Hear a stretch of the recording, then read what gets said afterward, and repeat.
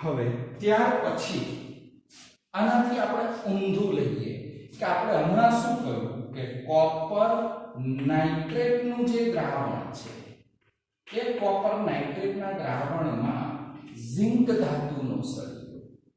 હવે ઊંધું કરી નાખીએ કે ઝિંક નાઇટ્રેટ કે ઝિંક સલ્ફેટનું દ્રાવણ અને એમાં કોપરનો સળિયો રાખી દઈએ તો અહીંયા આગળ આનાથી મારે ઊંધું કરવું છે કે જે દ્રાવણ હતું કોપરનું એના બદલે કોપરનો સળિયો અને જે સળિયો હતો ઝિંક નાઇટ્રેટનો જે ઝિંકનો એના બદલે એનું દ્રાવણ ઝિંક નાઇટ્રેટ કે ઝિંક સલ્ફેટ હું તો ગમે તે ચાલે. તો આ રીતે હવે હું પ્રયોગ કરું તો પેલા કરતા ઊંધું આપણે કરી નાખ્યું. તો હવે બીજો પ્રયોગ છે એમાં લખીએ આપણે કે ZnSO4 ના જલીય દ્રાવણમાં કોપરનો સળિયો કહેવાય વિદ્યુત ધ્રુવ ડુબાડો અને એ ડુબાડતા થતી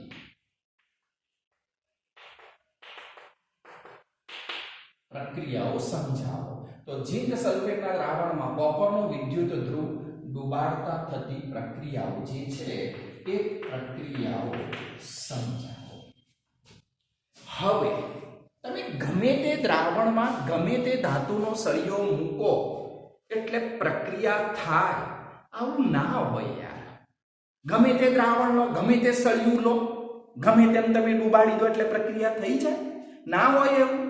આના ચોક્કસ નિયમો હોય છે. તમે ગમે તે દ્રાવણમાં ગમે તે વિદ્યુત ધ્રુવ ડુબાડો પ્રક્રિયા થાય એવું શક્ય બનતું નથી. તો તમે 10મા ધોરણમાં EMF શ્રેણી વિદ્યુત રાસાયણિક શ્રેણી એ ભણી ચૂક્યા છો. એ વિદ્યુત રાસાયણિક શ્રેણીના આધારે આ નક્કી થતું હોય છે. તો આપણે જરૂરી હોય ને એટલા જ અત્યારે લઈએ. તો વિદ્યુત રાસાયણિક શ્રેણીમાં અહીંયા પોટેશિયમ, ત્યાર પછી sodium, magnesium, aluminium, zinc, iron, Fe.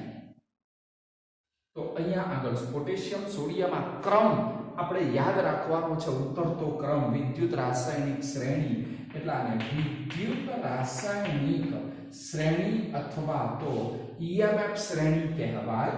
તો જેમાં આ વધારાના શબ્દોમાં પ્લેટિનમ ઓબ્લિક હાઇડ્રોજન. તો અહીંયા આગળ આનું આપણે સૂત્ર છે એ બનાવવાના છીએ એટલે યાદ રહેશે CO Ag, ત્યાર પછી Pt ઓબ્લિક Br2 અને Pt ઓબ્લિક Cl2. હવે આ બધી ધાતુઓ છે આમનું ઓક્સિડેશન થાય એટલે ઇલેક્ટ્રોન ગુમાવે.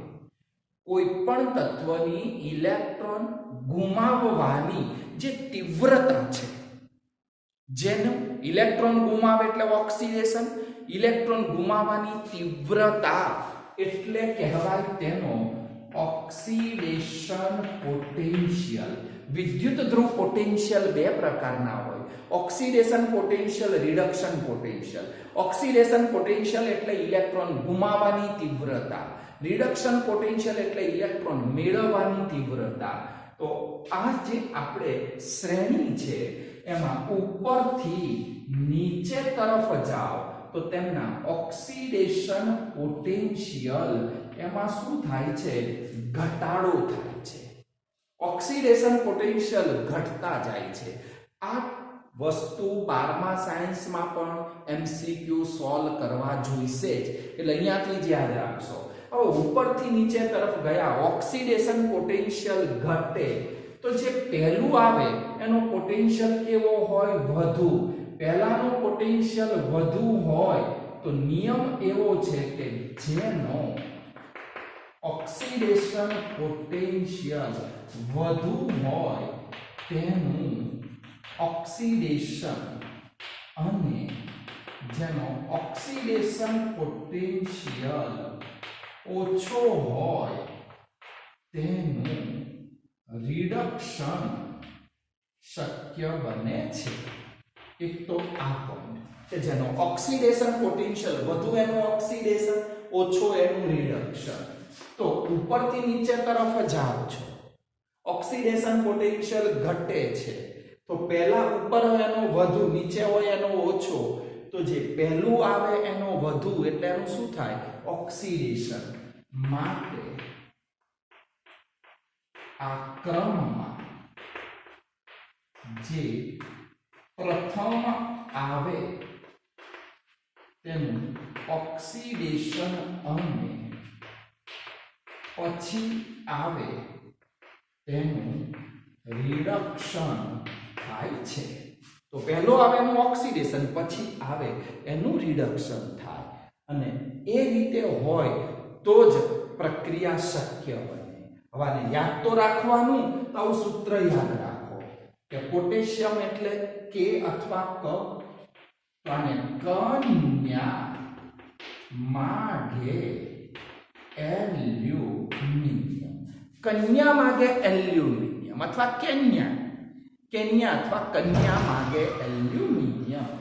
તો અહીંયા આગળ અહીંયાથી તમને ખબર પડી જાય કે સોનું નહીં, ચાંદી નહીં ને એલ્યુમિનિયમ માગે છે. તો કન્યા માગે એલ્યુમિનિયમ, જો એલ્યુમિનિયમ માગે એટલે ખબર પડી ગઈ આ તો હારી જફા છે. એટલે કે જ ફા વધારાનું સેટિંગ છે કે જફા આ શું છે? કન્યા માગે એલ્યુમિનિયમ, જફા આ શું છે?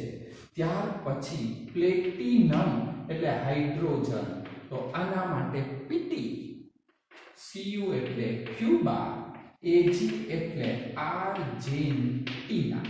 તો પીટી, ક્યુબા અને આર્જેન્ટિના. હવે આવી ત્રણ ભેગી થાય એટલે શું થાય? તો કે લાગે શું? તો કે બ્રોમિન અને ક્લોરીન. એટલે અહીંયા પણ વધારાનું સેટિંગ કે લાગે છે બી ક. આવું સૂત્ર યાદ રાખવાનું. આ ચેપ્ટરમાં એવું કહેવાય છે 12મામાં પણ કે તમને ક્યાંય પણ મુશ્કેલી પડે, કોઈ એમસીક્યુ સોલ્વ કરવામાં તકલીફ પડે તો તરત જ કન્યાને યાદ કરો. કન્યા સંકટનું નિવારણ કરી દે. તો અહીંયા આગળ આ સૂત્ર તમે યાદ કરો એટલે ખબર પડે કોનું ઓક્સિડેશન, કોનું રિડક્શન.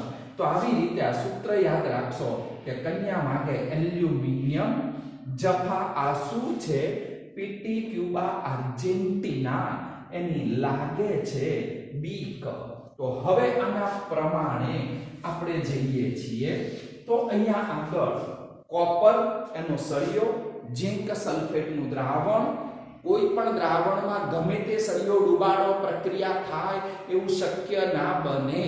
આપણે જોવું પડે કે હંમેશા ધાતુના સળિયાનું તો ઓક્સિડેશન જ, દ્રાવણનું રિડક્શન થાય તો જ પ્રક્રિયા થાય. એટલે આ પણ યાદ રાખશો કે હંમેશા વિદ્યુત ધ્રુવ એટલે સળિયો, વિદ્યુત ધ્રુવનું ઓક્સિડેશન અને દ્રાવણનું એટલે કે દ્રાવણમાંના ધન આયનનું રિડક્શન થાય તો જ રેડોક્સ પ્રક્રિયા શક્ય બને છે. તો આ પણ યાદ રાખશો. તો હવે આપણે સૂત્ર કન્યાને યાદ કરીએ કે કન્યા માગે એલ્યુમિનિયમ, જફા જે પહેલું આવે એનું શું થાય? ઓક્સિડેશન. ઝિંક આવી ગયું કે ઝિંક પહેલા આવ્યું એનું ઓક્સિડેશન, જફા શું છે? પીટી, ક્યુબા, ક્યુબા પછી આવ્યું એનું શું થયું? રિડક્શન. હવે જુઓ પ્રક્રિયા થશે કે નહીં? તો કે ધાતુના સળિયાનું શું આવ્યું? રિડક્શન. રિડક્શન એટલે ધાતુ શું કરે? ઇલેક્ટ્રોન મેળવે. ઇલેક્ટ્રોન મેળવે ધાતુ, તો તેને ધાતુ જ ના કહેવાય. ધાતુ તો ઇલેક્ટ્રોન ગુમાવે. તો ધાતુના સળિયાનું કોઈ દિવસ રિડક્શન ના થાય. અને દ્રાવણમાંના ધન આયન એનું તો રિડક્શન થાય. ધનનું ઓક્સિડેશન ના થાય, એને ઇલેક્ટ્રોન ગુમાવે. એટલે ગુમાઈને તો એ ધન બન્યો હોય ને, ઇલેક્ટ્રોનને ગુમાવે ક્યાંથી? તો ધનનું ઓક્સિડેશન ના થાય, સળિયાનું રિડક્શન ના થાય, બંને વચ્ચે પ્રક્રિયા શક્ય બનતી નથી. તો હવે આના ઉપરથી હું લખું છું કે આ જે પાત્ર છે અથવા તો આ જે છે તો કહી શકાય કે આ પ્રકારના આને કોષ કહેવાય. આ પ્રકારના કોષમાં કોપરનો ઓક્સિડેશન પોટેન્શિયલ એટલે બે પ્રકારના પોટેન્શિયલમાંથી ઓક્સિડેશન પોટેન્શિયલ અથવા વિદ્યુત ધ્રુવ પોટેન્શિયલ જે છે એ ઓછો હોવાથી તેનું રિડક્શન થાય જે શક્ય નથી. અને ZnSO4 ના દ્રાવણમાં વિદ્યુત ધ્રુવ અથવા ઓક્સિડેશન પોટેન્શિયલ વધુ છે અને વધુ હોવાથી તેનું ઓક્સિડેશન થવું જોઈએ. પરંતુ અહીં એટલે ઝીંકના વિદ્યુત ધ્રુવ એનો પોટેન્શિયલ વધુ હોવાથી એનું ઓક્સિડેશન થવું જોઈએ. ઓક્સિડેશન થવું જોઈએ પરંતુ અહીં તે દ્રાવણ સ્વરૂપે છે.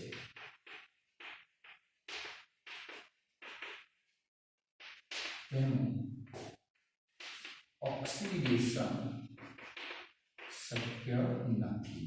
એટલે કે સળિયાનું હંમેશા ઓક્સિડેશન જ થવું જોઈએ, દ્રાવણનું રિડક્શન જ થવું જોઈએ. પણ સળિયાનું શું આવ્યું તો કે નિયમ પ્રમાણે કોપરનું રિડક્શન આવ્યું, ઝિંકનું ઓક્સિડેશન. ઝિંકનું ઓક્સિડેશન થવું જ જોઈએ પણ આ તો દ્રાવણ છે, ઓક્સિડેશન દ્રાવણનું ના થાય. સળિયાનું રિડક્શન થવું જોઈએ તો કે ધાતુના સળિયાનું રિડક્શન જ ના થાય. ટૂંકમાં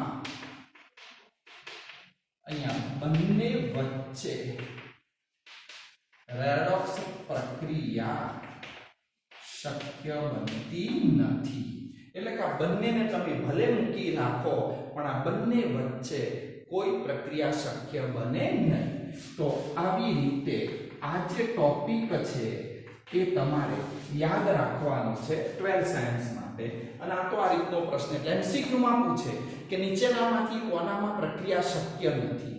તો આના ઉપરથી તમારે ક્લિયર કરવાનું કે જે કોષમાં દ્રાવણનું રિડક્શન, એક જ યાદ રાખવાનું કે જેમાં દ્રાવણનું રિડક્શન થાય પ્રક્રિયા થાય, દ્રાવણનું ઓક્સિડેશન આવે પ્રક્રિયા ના થાય. એટલે આપણે કહી શકીએ કે ટૂંકમાં જે કોષમાં દ્રાવણનું રિડક્શન આવે તો જ પ્રક્રિયા શક્ય બને. તો આની સાથે આટલો ટોપિક આ તમારો પૂર્ણ થાય છે.